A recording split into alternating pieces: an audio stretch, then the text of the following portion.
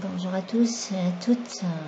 Déjà 5 jours depuis ma dernière vidéo où comme le temps passe vite, je ne sais pas si pour vous c'est la même chose, mais j'ai vraiment l'impression que le temps s'accélère ou il y a une rétractation du temps, je ne sais pas.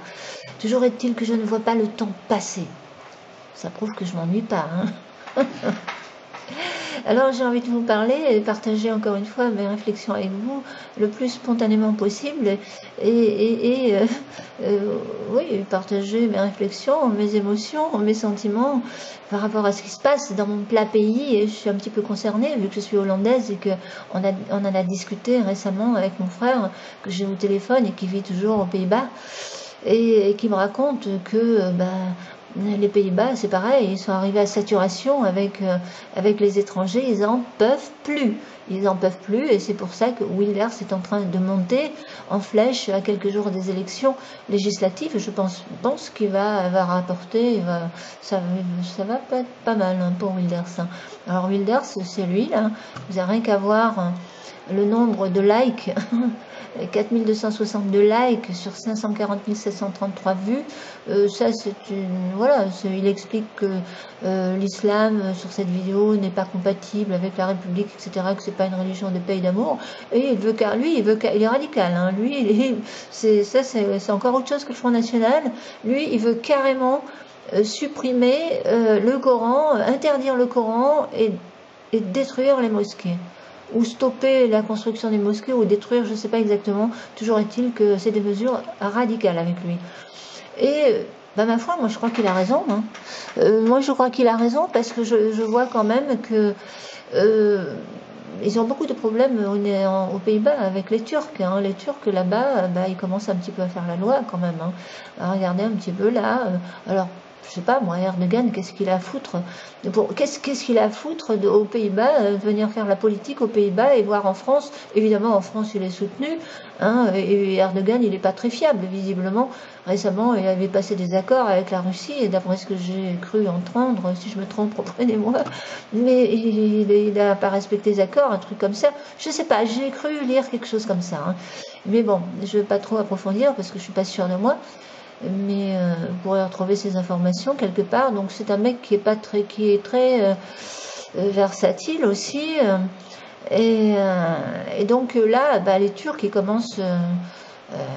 et surtout qu'ils ont provoqué, hein, ils ont menacé carrément. Hein, apparemment, ils avaient interdit l'arrivée de cette ministre, ils n'en ont pas tenu compte. Ils ont quand même carrément menacé les Pays-Bas que s'ils la laissaient pas arriver, ils auraient des représailles.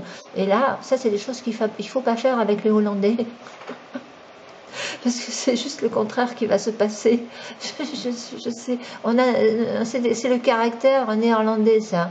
On est têtu. Si on nous provoque, là, ça va plus du tout. Ça, non. Chez les Hollandais ne se laisseront, eux, je vous assure, ils sont pas laxistes comme en France. Hein. Ils commencent à maintenant comprendre ce qui est en train de se passer. Et puis, quand ça dégénère, eux, ils sortent carrément les canons à eau. Comme là, vous allez voir, ils ont dispersé la foule avec des canons à eau. À un moment donné, vous allez voir, là.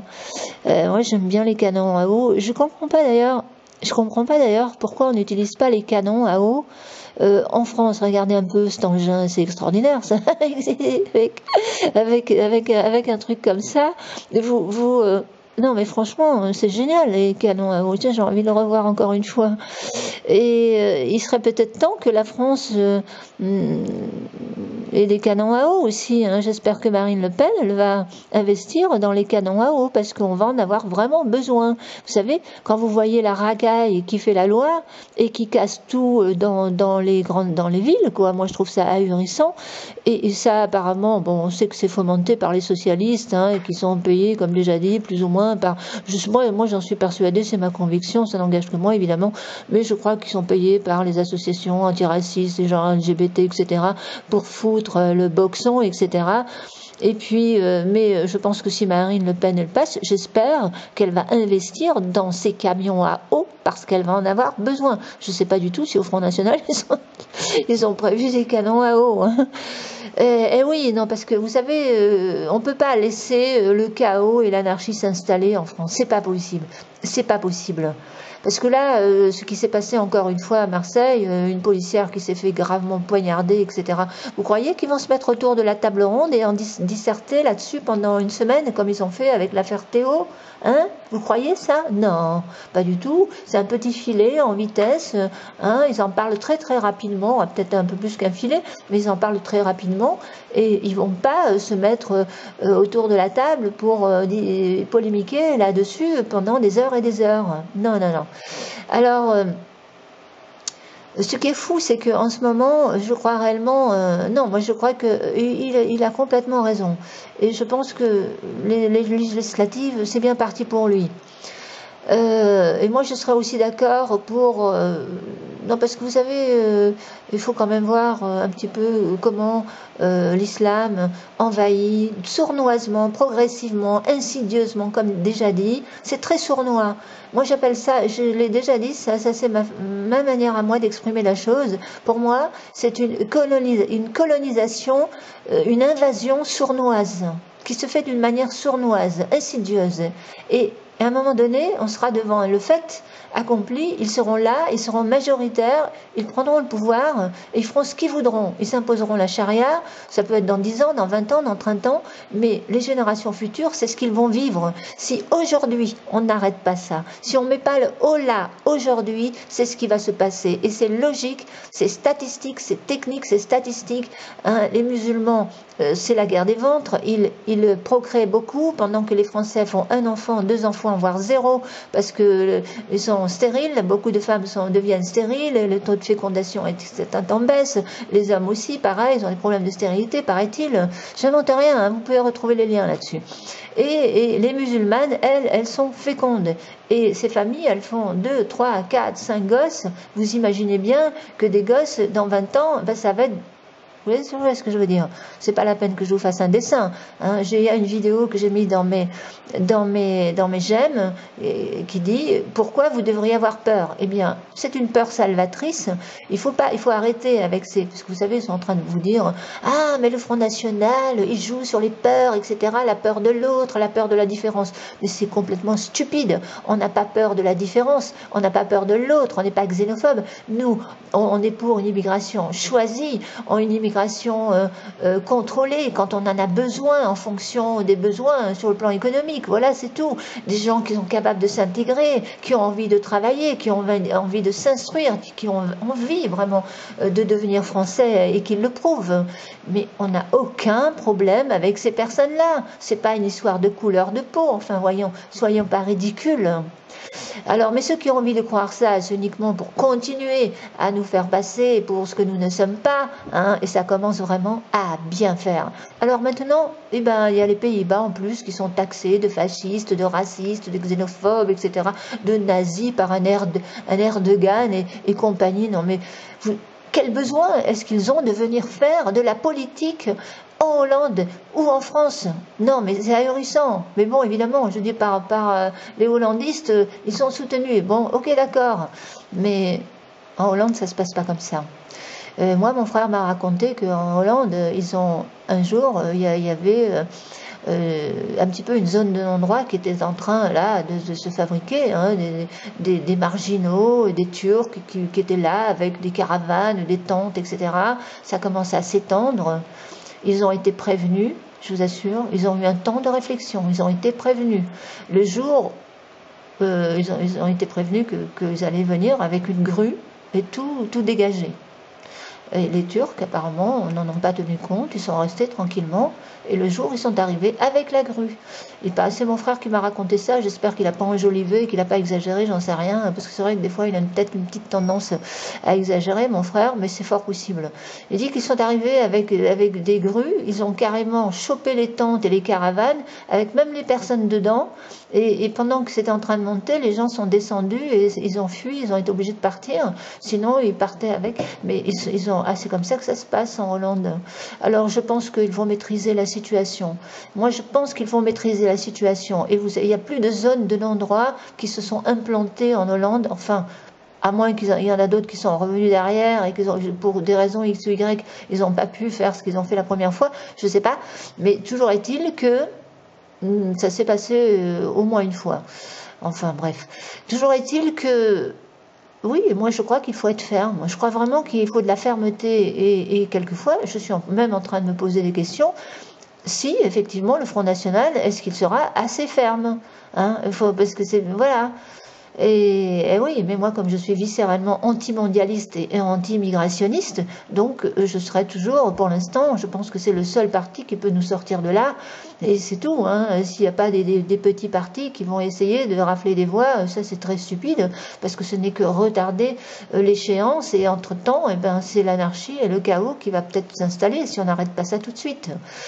Et voir après, pire, hein, guerre de religion, guerre civile, etc. Mais nous, on ne souhaite pas ça du tout. Au contraire, hein, on veut éviter ça. Et on peut l'éviter. Il faut arrêter d'être fataliste. Moi, je vois qu'il y a beaucoup de gens fatalistes sur Internet qui disent c'est trop tard, c'est comme ça. Non, Wilders, lui, carrément, je dis, si ça arrive au pouvoir en Hollande, moi, je pense qu'ils vont carrément fermer les mosquées. Hein. Fermer ou les brûler, j'en sais rien. Ou même terminer avec le Coran, comme ça se passe en Chine. En Chine, il y a eu les répressions aussi. Vous savez, même en Chine, en ce moment, il paraît que les juifs, enfin, je ne sais pas si c'est des juifs radicaux ou des juifs non radicaux, mais toujours est-il que le judaïsme s'est réprimé également en Chine. Et dans ces pays, bon, ils ont réprimé beaucoup de sectes à la base. Bon, je ne vais pas m'étaler là-dessus, mais ça aussi, c'est l'histoire. Bon, alors maintenant, regardez un petit peu, ça se passe un petit peu dans le monde entier, c'est un gag, même l'Arabie saoudite commence à paniquer, hein, a peur d'être colonisée, expulsion de 5 millions d'étrangers. Et ben voilà, c'est tout, même eux, c'est quand même le gag, quoi, quand même. Eux qui financent les mosquées, c'est l'Arabie Saoudite, je crois, ou d'autres à côté, je ne sais plus quel, qui financent plus ou moins des mosquées en France et qui veulent que les gens... Non mais attendez, c'est quand même fou, quoi, ce qu'on lit là. Non? Enfin, moi, je sais pas, hein. Je pense pas que ce soit une fausse information. Et moi, je vais vous dire, je suis pour... Non, mais blague à part, ce n'est pas du racisme de dire ça, hein, je vous assure. Hein. Moi, je suis pour la réémigration, c'est vrai.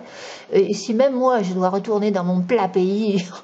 Mais là, on est en Europe, donc entre Européens, qui sommes, nous qui sommes au même niveau économique, il n'y a pas de souci. Quand on a la même culture, plus ou moins les mêmes traditions, les mêmes croyances, les mêmes racines chrétiennes, etc., on devrait quand même pouvoir s'entendre.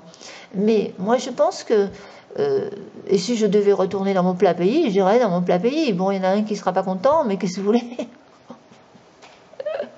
Il va falloir qu'on officialise la chose alors pour que je puisse rester. Non, mais voilà, c'est tout. Mais si j'étais obligée, ben, je retournerais. Moi, je suis vraiment pour la réémigration, que chacun retourne au moins sur son continent.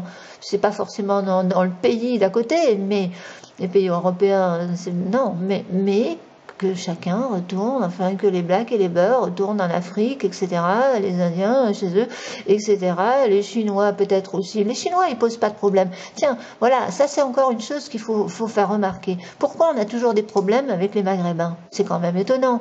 Hein, et encore pas tous les Maghrébins, parce que on n'a pas de problème avec les Harkis, par exemple, avec voilà, mais non, parce que eux, ils sont intégrés, etc. Ils sont instruits, cultivés pour la plupart, ils sont bien intégrés. Mais on a des problèmes quand même avec certains Maghrébins, pas d'amalgame, pardon, mais c'est quand même toujours des Maghrébins. C'est quand même toujours les Maghrébins. Moi, je pense que la policière qui s'est fait trucider ce matin à Marseille, c'est probablement encore des Maghrébins.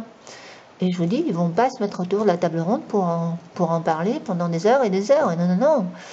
Alors, et pour en revenir aux Chinois, ben non, les Chinois, on n'en entend pratiquement pas parler.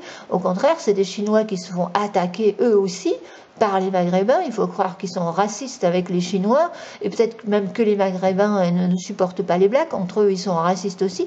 Je ne sais pas, c'est possible aussi. Je dis bien, c'est possible.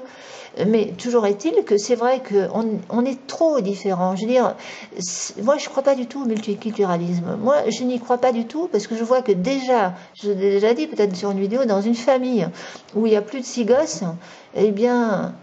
on est déjà en train de se tirer dans les pattes. Dans la même famille, on ne peut pas s'entendre à cause de nos caractères, à cause de nos différences.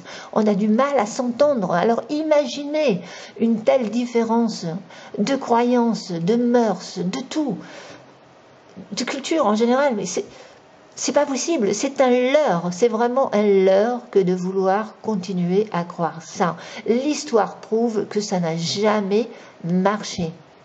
Jamais marché. Alors, tiens, je vais... et c'est vrai que... non, je vais pas développer, parce que j'allais développer sur Babylone, la symbolique de Babylone la Grande, qui est, pour moi, c'est la mondialisation, hein, c'est le capitalisme mondialisé, la bête,